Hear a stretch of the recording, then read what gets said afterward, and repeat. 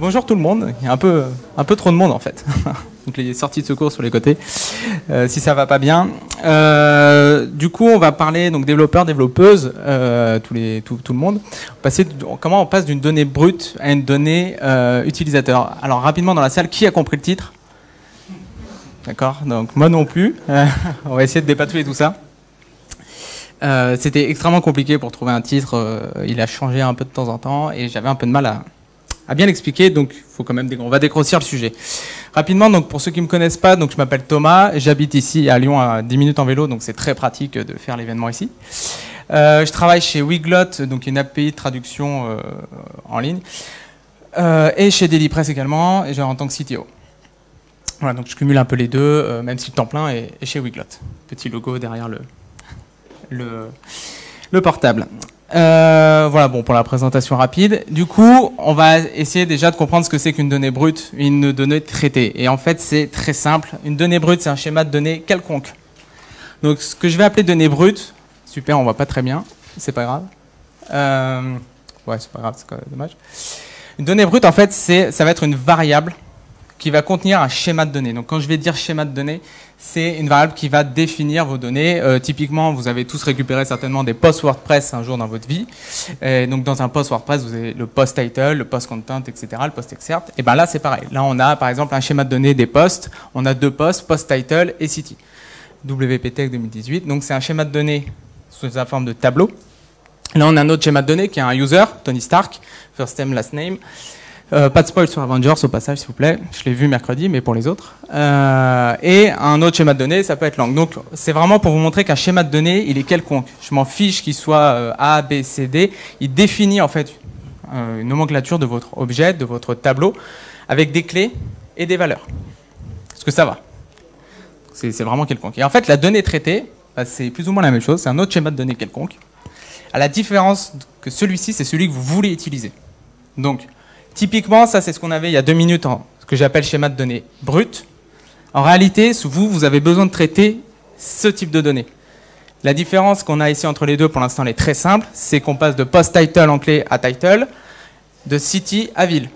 Et c'est pas une faute d'avoir mis Lyon en minuscule et là avoir la majuscule, c'est que là, il y a eu un traitement dans la donnée. On passe de city à ville et on passe de Lyon avec une majuscule à Lyon tout en minuscule. Donc il y a eu un traitement.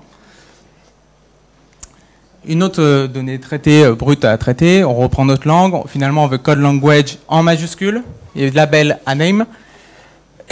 Vous pouvez aussi ne pas faire de traitement, c'est pas obligatoire, vous pouvez juste changer les clés, ça sert pas à grand chose, mais c'est possible. Et user par exemple, ça c'est quelque chose qu'on voit assez souvent, vous avez votre first name, votre last name, Tony Stark, seulement en haut à droite avec votre petit login Cotis Connect, vous affichez ni Tony ni Stark, vous affichez Tony Stark. Donc du coup, là vous avez un petit souci, il faut jouer avec les deux données. Vous, ce que vous voudriez traiter, c'est first name, last name, et aussi son full name, qu'on ne vous fournit pas en fait. Vous allez devoir le construire vous-même, et c'est ça cette donnée traitée. C'est-à-dire que ça c'est la donnée brute, ce qu'on vous envoie. Vous, ce que vous voulez traiter, c'est ça. Maintenant, pourquoi vous voulez traiter ça? C'est ce qu'on va aller chercher. Déjà, comment faire? Donc comment on fait actuellement? On fait ça. Enfin, c'est un exemple que, en tout cas, j'ai déjà fait. Et je pense qu'on peut être amené à faire. Là, l'exemple, donc data, en haut, on parle de données qu'on nous envoie. Donc là, on nous envoie Peter Parker à la rescousse. Un provider, on dit qu'il vient de Facebook, il peut venir de Twitter, il peut venir d'Instagram. Pensez aux réseaux sociaux, il y en a what mille. Ça vient de partout. Donc le mec, s'il se connecte à Instagram, avec Facebook, avec Twitter, ils ont aucun, enfin tout le monde n'a aucun, les schémas de données sont tous différents en fait. Donc on dit, si il provient de Facebook, on fait la chose intelligente. Là, qu'est-ce qu'on fait? En fait, on fait l'équivalent du full name que je vous ai montré tout à l'heure. On va faire un sprintf, %s, on met l'espace au milieu, et Facebook, on dit fname, lname. Mais Twitter, ils sont pas comme Facebook, eux, ils vont dire first name, last name. Puis Instagram, ils vont pas être pareils. Puis X, ils vont pas être pareils. Donc ça, c'est un peu supportable, et ça, il faut bannir. Donc il y en a qui vont dire, bah, je fais un switch. Avec tort cette fois-ci. Donc même problème, on a le type, etc. On fait un switch, et là, il y en a qui sont un peu plus intelligents ou pas, enfin bref, c'est pas la problématique. Ils vont faire un tableau de données, un schéma de données intermédiaire, new data, dans lequel ils prédéfinissent leur schéma de données. Donc à chaque fois, new data, c'est first name, last name, first name, last name, first name, last name. C'est chouette de répéter. Et cette fois-ci, on met data fname dans first name, data name, ou alors Google, on met f underscore name, l underscore name, ou Insta, on met first name, etc. Imaginez qu'il y en a 100, c'est marrant. Et du coup, c'est pareil, à bannir. Pourquoi à bannir? L'inconvénient, c'est que déjà, alors pour ceux qui font de la programmation objet, vous ne traitez pas un objet unique. Vous traitez un fichier de X lignes, insupportable à maintenir, et que vous allez vous balader dans toute votre application. C'est peu maintenable, et j'ai dit peu, j'ai pas dit pas. C'est peu maintenable parce que c'est toujours maintenable, après c'est à la sueur du front que ça se différencie. Et il n'y a pas de vision de l'ensemble des données. C'est-à-dire que vous l'avez à un endroit X, peut-être dans votre header.php, dans votre single.php, dans votre footer.php, puis avec votre projet qui est après 100 fichiers.php, bah vous l'avez dans 100 fichiers.php. Il y en a qui vont faire des fonctions, c'est pas mal, ça externalise le code, mais la fonction, elle fait 10 lignes, puis 20 lignes, puis 30 lignes, puis après elle fait 100 lignes et 200 lignes, et elle n'est pas testable, et tout ce qu'il faut pas. Et obligation de modifier, donc bah, ça rejoint un peu ça, toutes les parties de cette application-là. C'est-à-dire que vous modifiez, demain vous voulez instaurer Twitter, alors vous avez déjà Facebook, Google, etc. Il va falloir penser à repasser chez tout le monde en fait. Modifier switch case, pas oublier les points-virgules, ça va péter, tout ça. Pour ceux qui font des tests unitaires aussi, il va falloir en écrire des nouveaux. Ceux qui ne les font pas, c'est pas bien. On a en fait des tests. Voilà, donc plein d'inconvénients, mais c'est faisable. On le fait encore, il y a encore peut-être un an, je le faisais. L'idée, c'est que je vous montre un peu ce que j'ai découvert. Et ce que j'ai découvert, c'est morphisme, ou morphism pour d'autres. Morphisme, qu'est-ce que c'est? Donc c'est pas Morpheus, hein, c'est pas lui, c'est ni le dernier Pokémon pour Morpheo, là. C'est une librairie. Donc une librairie initialement en JavaScript. J'ai pas mis mon timer, c'est dommage. Je sais pas si je perds pas trop de temps. C'est une librairie initialement en JavaScript développée par Yann Rododin, qui est un collègue de promo, et il l'a développé en JS. Et quand je l'ai vu, moi je fais aussi du PHP et du JS, je me suis dit, mais en fait j'en ai besoin aussi en PHP, et j'en ai besoin dans tous les langages. Donc j'ai dupliqué la librairie en version PHP, donc maintenant elle est disponible en JavaScript et en PHP. Et s'il y a des développeurs Python, Ruby, etc. dans la salle, je vous invite à faire comme nous. C'est une librairie toute petite. Et elle fait des choses super cool. Donc quel cas d'usage? C'est un peu, je vais peut-être accélérer là-dessus, comme ça on pourra faire un peu de démo, etc. Si vous avez compris déjà ce que je raconte, le cas d'usage, il vient un peu tout seul. Enfin, sur le coup, on peut se dire, ouais, je vais pas perdre du temps, je garde mon truc, surtout pour le site de Tata Michel, ça va très bien. L'idée, c'est qu'il y a quand même toujours des cas d'usage. Agrégateur de données, imaginez que vous avez des données qui proviennent de différents horizons. L'idée, c'est que vous en ayez qu'un seul. Donc, un point central de gestion des données. Ça, c'est vos données brutes. Ça, c'est votre donnée traitée. Et l'idée, c'est que ça se rejoigne tous en un seul et même point. Voilà. Petite animation.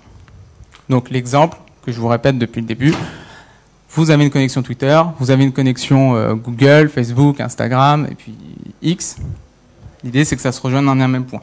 Pourquoi? Encore une fois, Twitter, ils font les choses différemment de Google, de Facebook et d'Instagram. Et ils se mettront jamais d'accord. Du coup, arrêtez de faire des switches, arrêtez de faire des if. Il y a un moyen, donc maintenant avec cette librairie, de rejoindre ces données en leur fournissant un schéma au milieu. Nous, en fait, là, on va intervenir à la fin. Non, il n'y a pas de lot, c'est pas grave. C'est mettre des points d'entrée juste avant d'arriver sur notre donnée traitée. Autre cas d'exemple, tout simplement quand vous passez d'un type de données A à un type de données B.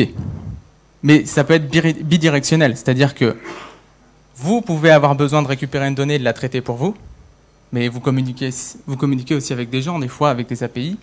Eux, ils ont aussi besoin de récupérer une autre structure. Donc en fait, c'est pour ça que je dis un peu quelconque au début, c'est que la donnée brute que vous récupérez, c'est une donnée brute, vous récupérez, vous voulez une donnée traitée.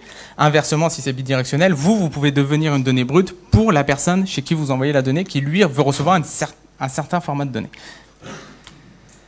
Et c'est un peu ce que j'avais mis en slide d'exemple sur la présentation, c'était fait un peu exprès, c'est-à-dire que moi je peux me présenter de cette manière-là, c'est pas mon vrai numéro de téléphone, mais personne n'a envie de savoir que j'ai 26,3204 ans, etc.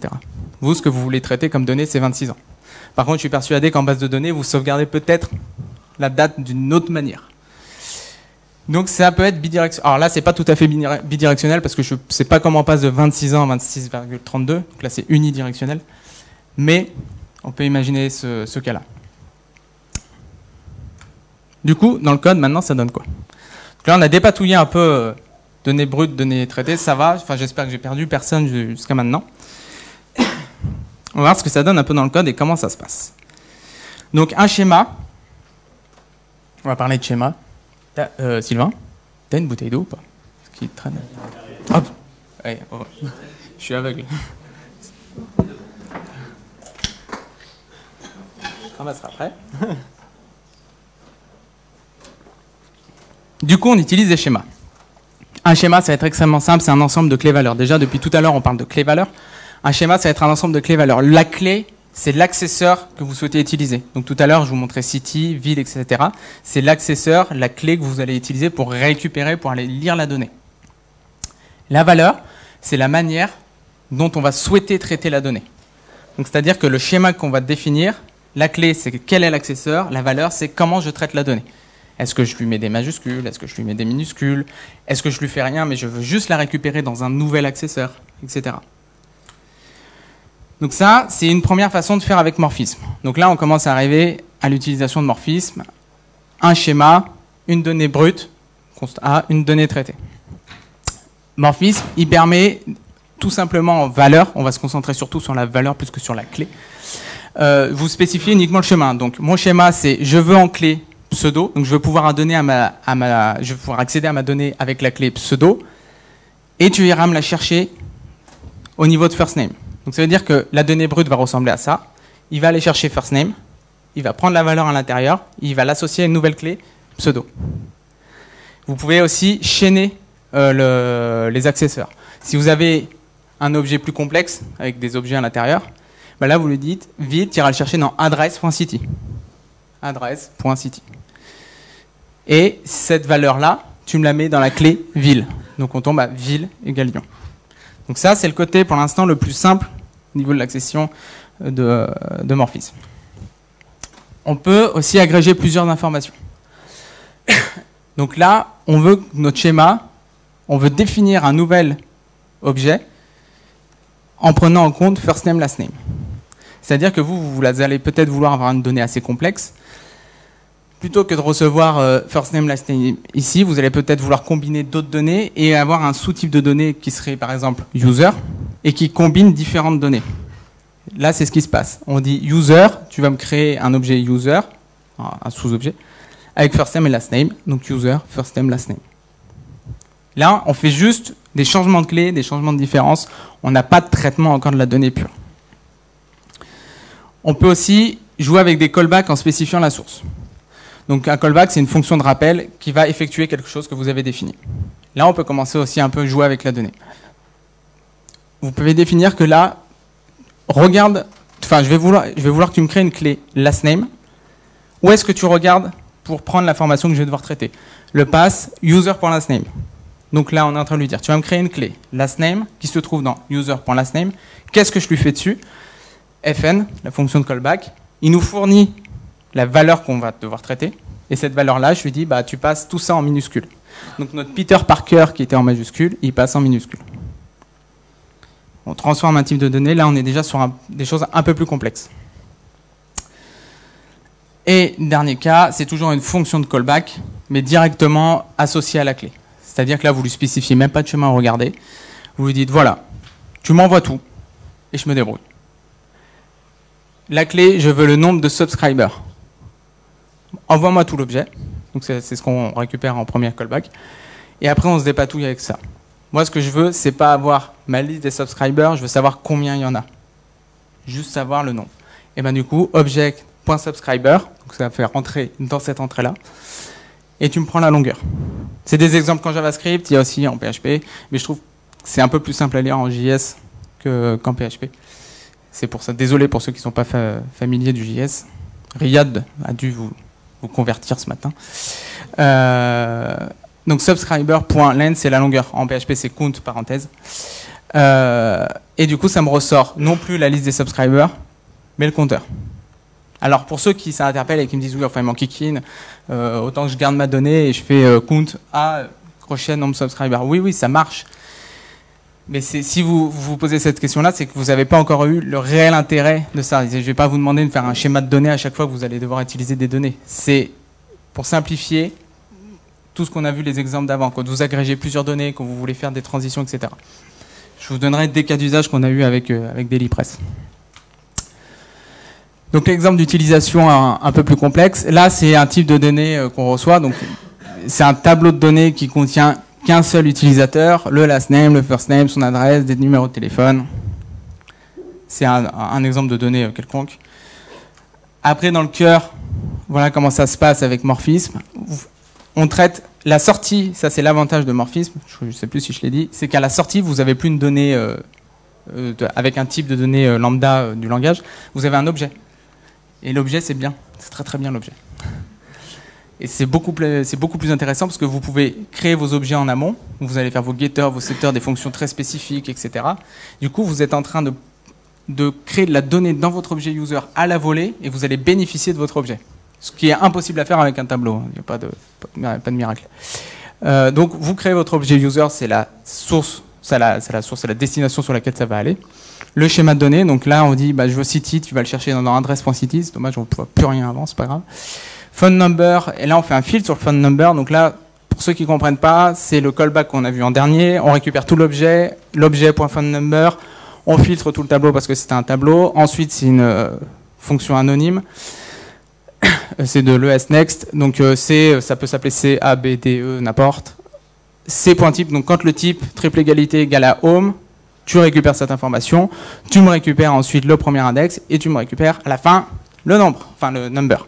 Ce qui donne au final, donc vous enregistrez ça dans Morphisme. Pour enregistrer dans Morphisme, vous spécifiez là où ça doit aller, le schéma sur lequel ça va jouer, et ensuite vous récupérez le map user en envoyant les datas. Et ça vous sort en output ceci. Et là, on a bien le phone number qui était à ce niveau-là. City, New York, etc. Et ce qui est dingue, c'est que c'est un objet. Et ça, c'est cool. Je reviens sur le schéma de données pour remontrer où était le nombre, ici. Hop, on va refaire les petites animations. Tac, tac. Maintenant, quelle utilité dans WordPress, parce qu'on est quand même dans un WordPress tech. Parce que l'avantage, ça, c'est que ça marche partout. Maintenant, quelle utilité dans WordPress que j'ai pu en voir, en tout cas, pour ceux qui se posent la question, qu'est-ce qu'ils me racontent, des exemples de cas qui sont arrivés. Aide à la synchronisation d'une base de données externe. En fait, je ne sais pas si vous avez déjà eu des clients qui vous ont dit oui, moi je suis sur Joomla, Drupal, enfin d'autres choses exotiques, et qui disent je veux passer sur WordPress. Très bon choix déjà. Mais le truc, c'est qu'il va falloir synchroniser les données. Donc, tant mieux pour ceux qui connaissent les plugins. Et après, il y a des petits malins comme moi qui préfèrent utiliser leurs petits doigts et coder. Et ça, c'est hyper utile. C'est-à-dire que je dump la base de données et je balance tout dans des schémas. Et je schématise leurs données pour que ça aille dans la donnée de WordPress. Donc, c'est la donnée de Joomla, etc. Et pour les articles, mon schéma, il va contenir post-title, excerpt, etc. Et tout ce que j'ai à dire, c'est d'où proviennent ces données par rapport à la base de données de Joomla. Donc à faire transiter les données, ça devient super simple. Pouvoir interfacer des plugins entre tous les plugins, s'amuse pas à faire à chaque fois, à contacter le copain d'à côté pour dire rajoute-moi un hook, etc. S'il y a deux plugins entre eux qui sont en train de traiter d'un même type de données, vous avez 99% de chances qu'ils n'ont pas la même clé. Il y en a un qui va dire underscore city, il y en a un qui va dire city, il y en a un qui va dire ville parce qu'il n'aime pas coder en anglais, puis il y en a un qui écrira en chinois peut-être. Et là, vous réglez votre problème. Vous pouvez schématiser tout ça entre la clé et la valeur. Pour ceux qui utilisent ACF, ce qui m'est arrivé souvent quand j'arrive, c'est plus quand j'arrive sur des projets plutôt que quand j'initie un projet. Vous savez, les fameuses clés, les identifiants qu'il ne faut pas toucher, touchez-les plus. Vous n'avez même plus besoin de les toucher parce que si vous les touchez, ça pète votre donnée. Et là, vous n'avez plus besoin de les toucher. Si la clé ne vous plaît pas, vous mettez un schéma au milieu, un schéma de morphisme. C'est-à-dire que vous laissez la clé, ok, il l'a mal nommée, c'est pas grave. Moi, je mets mon schéma au milieu. Je mets la clé pourrie et je mets la clé en sortie qu'il devrait avoir. Et de manière générale, le gros avantage, c'est que, outre ces cas d'utilisation, vous gérez qu'une seule sortie des données. C'est le point central du schéma de tout à l'heure. Vous n'avez plus de if, de else, etc. Vous gérez qu'une seule sortie des données et vous ne définissez que des schémas de données, en fait. Donc vous avez une vision globale de ce que vous allez traiter. Et là, ça pique. L'exemple avec Dailypress. Donc Dailypress, on a un outil de newsletter et de formulaire d'abonnement, et on a un constructeur d'email. Ce constructeur d'email, il est basé sur MJML. Donc pour ceux qui ne connaissent pas rapidement, c'est un langage c'est un langage de standard qui standardise plus ou moins l'emailing. On n'écrit plus de table TRTD, c'est fini. Enfin, lui, il le fait, mais nous, non. Du coup, pour qu'on s'interface avec eux, ils ont leur structure, nous, on a la nôtre. Donc, il faut faire matcher les deux. Pour faire matcher les deux, il faut un schéma de données qui, quand MJML me donne de l'information, je dois la retranscrire dans ma structure, et inversement. Avant de générer les emails, il faut que je puisse repopuler l'information à MJML pour lui dire comment tu fais, parce qu'on n'a pas la même structure, parce qu'on n'a pas les mêmes besoins, etc. Même si on fait plus ou moins la même chose. Et ça, par exemple, c'est le cas d'une colonne. Donc quand on gère une colonne dans le constructeur, on a la preview de la colonne que vous êtes en train de voir. Donc c'est du pur style qu'on pose en inline. Et le inline style en JS, c'est pas background-color, c'est tout en camel case. On va avoir d'autres schémas. Ça, donc c'est un schéma qu'on définit. On lui dit le background color de la colonne, callback direct, donne-moi l'objet. Si tu le trouves pas, s'il n'y en a pas, tu en mets pas, tu l'enlèves. Sinon, une fonction qui nous permet de transformer un objet color, on recomplexifie un peu le truc, on envoie l'objet background color et on fait une transformation et ça renvoie la bonne valeur. Grosso modo, ici, ça sort de l'hexadécimal. Weaved, on va boire un coup. Weaved, c'est la même chose, à la différence qu'on a un attribut par défaut. Donc, en plus de ça, on est capable de gérer un attribut par défaut à nos colonnes, qui sont des objets, grâce au schéma de données.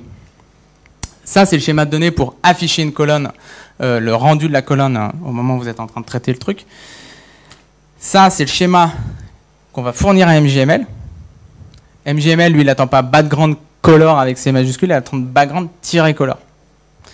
Donc, on lui redéfinit une clé, mais au final, on fait exactement le même traitement. Là, je vous ai remis le traitement de background color, mais si vous regardez tout en haut, il y a un assign in with schéma. C'est le même with que j'avais il y a 2 secondes avant, en fait. C'est juste cette partie-là qu'on a externalisée, parce qu'on ne va pas s'amuser à la réécrire tout le temps, et qu'on a posé là-haut. Donc, on lui dit combine le schéma de la largeur plus tout ce schéma-là. Mais en réalité, dans le code, tous nos petits bouts de schéma, ce sont tous des objets séparés.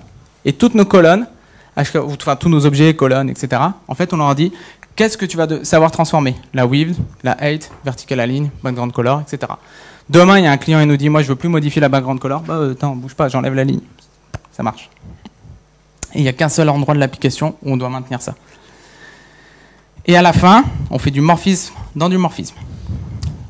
C'est-à-dire que là, c'est la colonne au plus haut niveau. Là, on était sur les attributs de la colonne, qui sont là.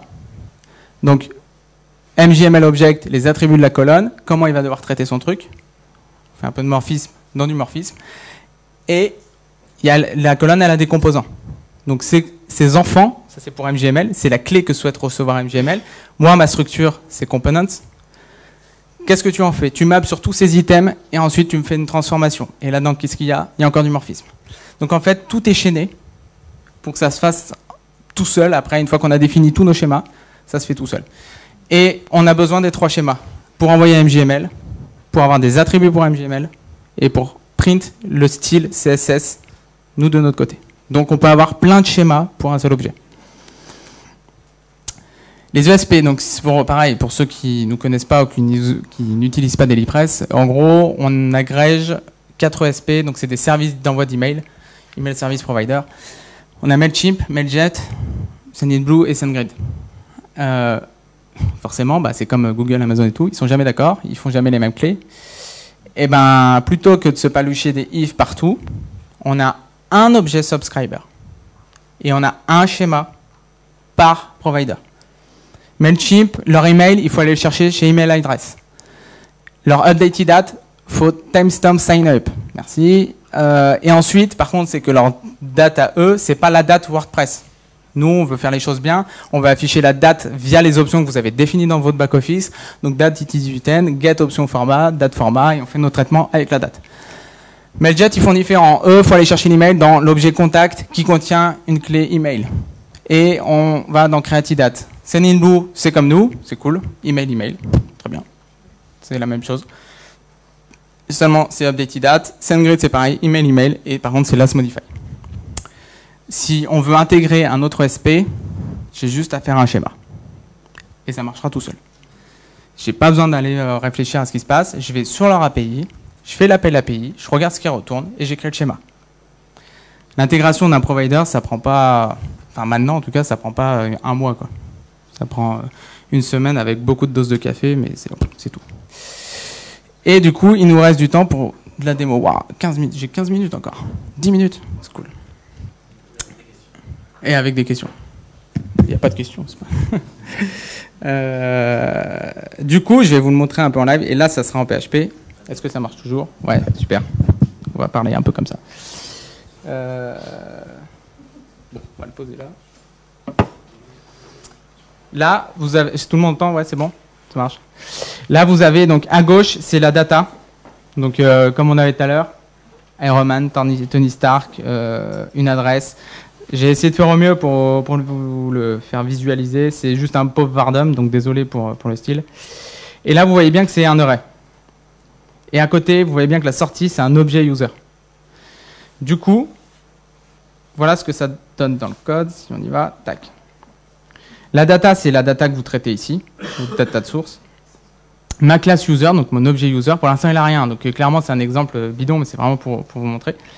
Et on peut écrire plein de schémas différents. On peut dire que le schéma, bah là, je veux un objet user qui, une clé city, il va chercher dans adresse.city, et le name, tu vas me le chercher dans data name, et tu le mets tout en majuscule.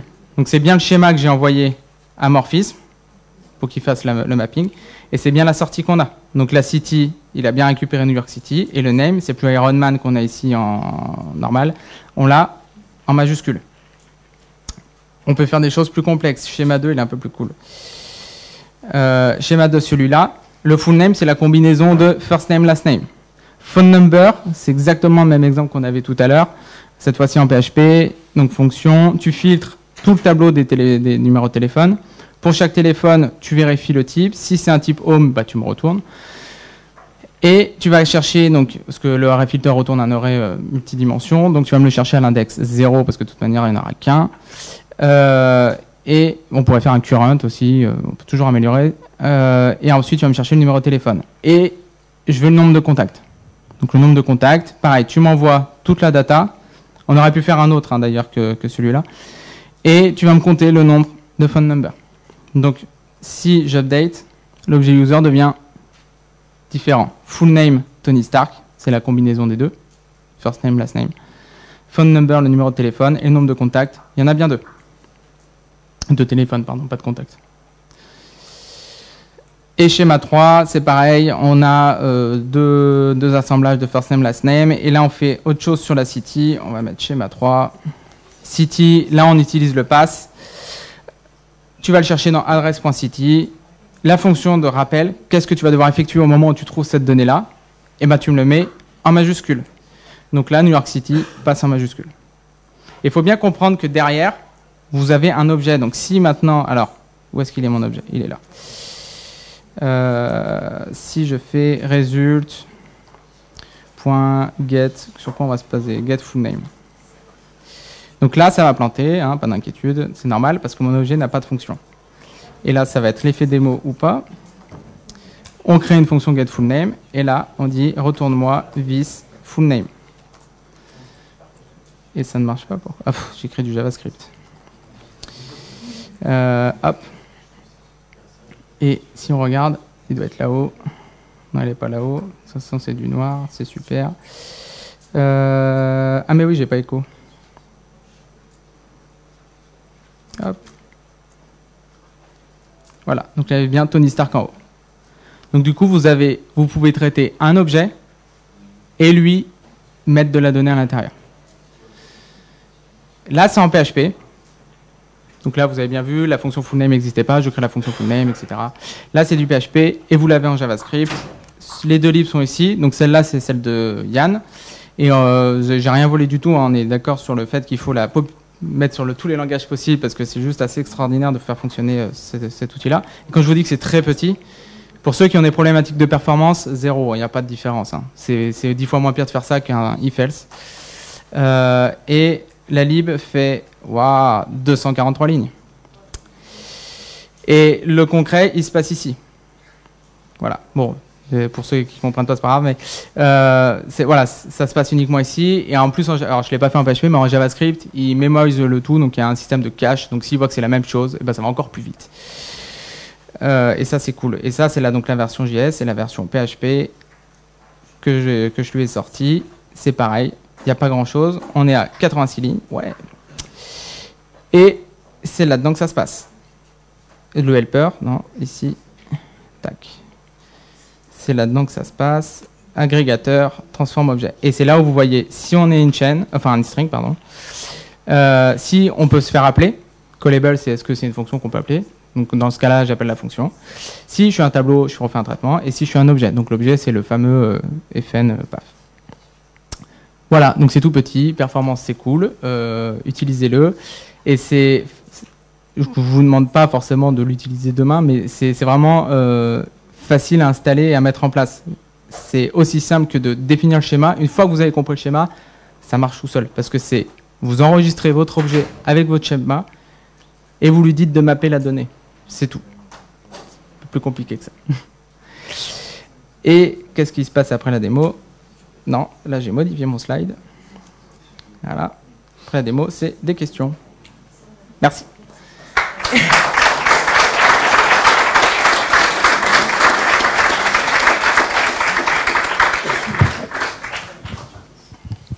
Est-ce qu'il y a des questions?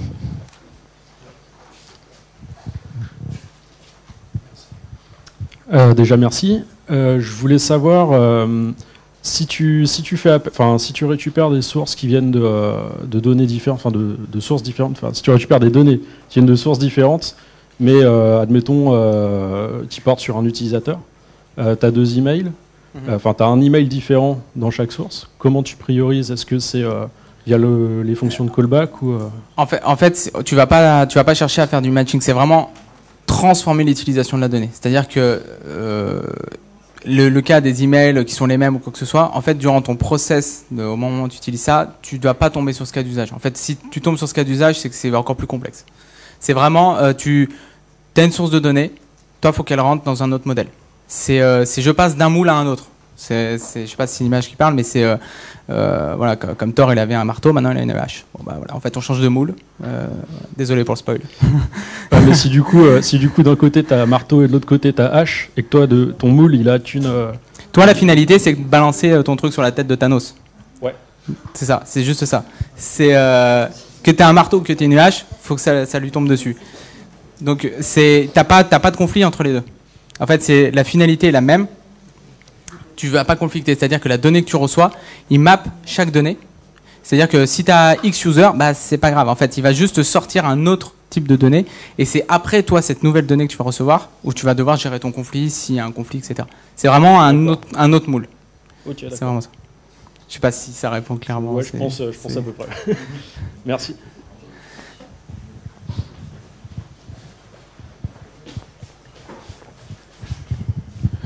Moi, je me posais la question au niveau de la validation du schéma. Est-ce que c'est possible de valider, de récupérer quel schéma a été utilisé si on fournit juste une source de données? Et pareil, est-ce que c'était possible au niveau de la validation des données, est-ce qu'il faut être sûr en amont que les données soient bonnes?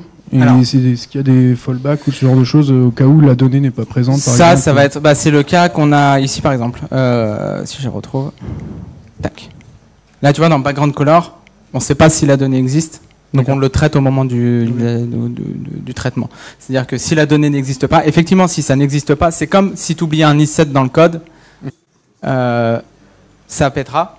Donc là, tu mets ta validation. Tu peux même mettre des validations base de données, enfin base de données. Tu pourrais dire là, appelle la base, s'il existe, tu ne le mets pas, je ne vais pas vouloir le faire. Donc ça pourrait être utilisé pour valider un formulaire, par exemple, enfin des données qui sont envoyées par l'utilisateur. Par exemple. Très bon exemple. Ça peut s'appliquer. Formulaire, tu as l'intégrateur qui a mis des clés imbitables A, B, C, D, et pour X raison, tu n'as pas envie de repasser dessus. Bah, au moment où il valide, tu mets ton schéma. Tu dis A, ça va devenir post-title, B, ça va devenir ça. C'est pas très cool de faire ça, mais c'est un exemple possible. Et c'est possible de retourner une exception ou une erreur si maintenant il y a quelque chose qui est... Enfin, plutôt que renvoyer nul, renvoyer une... Alors tu vas pouvoir envoyer nul. Je pense vaut mieux pas balancer une exception en plein milieu. Parce que du coup, au moment où tu lances l'exception, tu seras dans morphisme. Donc c'est pas trop ce qui se passera. Par contre, vu que tu reçois un objet, tu peux faire des fonctions de validation pour ton objet. C'est-à-dire que on pourrait imaginer sur le getUser qui est ici, non pas Slack, il y en a 36, on pourrait imaginer ici, faire une public function et mettre par exemple validate schéma, je sais pas. Okay. Et par exemple, avant d'utiliser tes outils, pour chaque donnée que tu as reçue, tu dis attends, est-ce que le schéma est valide? Et donc là, tu fais ton truc, est-ce qu'il est valide? Tu retournes true, false. S'il est valide, alors je continue mon traitement. Okay. Vu que c'est un objet, tu vas pouvoir faire plein de choses après derrière. Okay. Merci.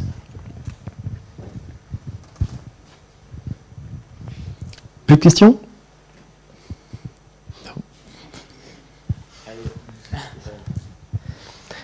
Du coup, j'ai vu que tu utilises la réflexion dans la partie PHP et que tu dis qu'il n'y a pas des problèmes de performance. Moi, je suis pas complètement d'accord avec ça. Et du coup, ça marche bien si tu en as deux à transformer, mais si tu veux faire vraiment des traitements lourds, est-ce qu'il n'y a pas moyen du coup de mettre en cache un peu la réflexion de ta classe plutôt que de la refaire à chaque fois? Parce que si, il faudrait. Ouais. Pas encore fait. En JS, c'est bon, mais pas en PHP encore. Ok. À la base, c'est une librairie JavaScript. L'idée, c'est essayer de la porter au maximum de langage. Et du coup, après, au niveau du schéma, pour rebondir un peu sur ce qui a été dit, enfin, là, on définit le schéma dans un tableau. Du coup, pour revenir un peu sur la problématique de test, potentiellement, ce tableau, c'est rien, quoi. Il n'y a rien qui le structure. Du coup, je pourrais même pas me dire, demain, par exemple, je veux générer une donnée à partir de mon tableau, comme ça, j'ai rien qui le représente, quoi. Un tableau, c'est ce qu'on disait tout à l'heure, c'est rien, quoi. Oui. Alors t'as ça. Après, c'est une sorte de contrat de confiance que tu fais avec ton propre projet. Et derrière, si on va voir l'ami Brick, donc le constructeur, ouais, c'est ça. Tac. Parce qu'en JavaScript, je comprends parce qu'il n'y a pas vraiment ce genre de logique. Après, du coup, en PHP, moi, je me suis un peu. Enfin, j'ai appris à jamais me faire confiance à moi-même. Alors, du coup, c'est peut-être une faute. Hein, mais... Là, par exemple, donc ça, c'est le schéma d'un spacer qui est tout petit. Tiens, on va faire. Est-ce qu'il n'y en a pas un marrant? Schéma, bouton. Ouais, voilà. Donc lui, c'est un schéma, par exemple, des boutons qu'on utilise quand vous utilisez le constructeur. Donc là, on a schéma attribute, MGML object, etc. Et forcément, il n'est pas testé. Super. Lui, il est testé. Donc là, on a le schéma d'un divider. Donc il est composé d'un padding, d'un border, d'un weave, un conteneur. Et en fait, pour éviter justement un peu ces problèmes de se faire confiance ou quoi que ce soit, il y a ces tests associés. Donc je teste mes schémas. Et vu que c'est isolé dans un pauvre fichier et tout petit, c'est ultra testable ça. C'est super facile à tester. Du coup, chaque schéma est testé unitairement. Pas tous encore, j'ai vu, mais c'est pas grave, on va le faire. Donc chaque schéma est testé et ça partira jamais en prod si ça passe pas le test. Donc ça me permet justement de ne pas me faire confiance, mais de faire confiance à ce qui a été écrit. Et après, on n'est pas à l'abri du risque zéro, quoi. Oui, mais ça, on n'y est jamais, quoi. Ouais, ok, merci. Donc oui, tester les schémas. Thomas, il a oublié de dire que c'est un obsédé de la qualité du code en se présentant tout à l'heure, mais moi je le sais. Il va être 15h30, je vous invite à partir en pause et à revenir à 16h.